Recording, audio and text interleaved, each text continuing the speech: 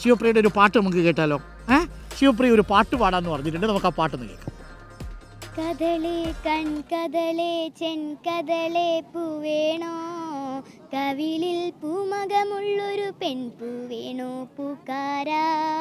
കദളേ കൺകദളേ ചെൻകദളേ പൂവേണോ, കവിളിൽ പൂമകമുള്ളൊരു പെൺപൂവേണോ പൂക്കാരാ. മുകളിൽ ചില്ല് ചില്ല് ചില്ല് ജിങ്കില് മോടെ, മുകിൽ പൂ വിടരും പൊൻതിരി മൂടേ. മുകളിൽ ചില്ല് ചില്ല് ചില്ല് ജിങ്കില് മോടെ, മുകിൽ പൂ വിടരും പൊൻതിരി മൂടേ. താഴില്ലേ നീയെന്നു മാനേ, താഴില്ലേ താമര കണ്ണേ, തെയ്യാതെ തെയ്യാതെ താഴേ. കദളേ കൺകദളേ ചെൻകദളേ പൂവേണോ, കവിളിൽ പൂമകമുള്ളൊരു പെൺപൂവേണോ പൂക്കാരാ. കൊള്ളാല്ലേ? ഓ സൂപ്പർ. ആരാ ഈ പാട്ട് പഠിപ്പിച്ചേ ശിവപ്രിയെ?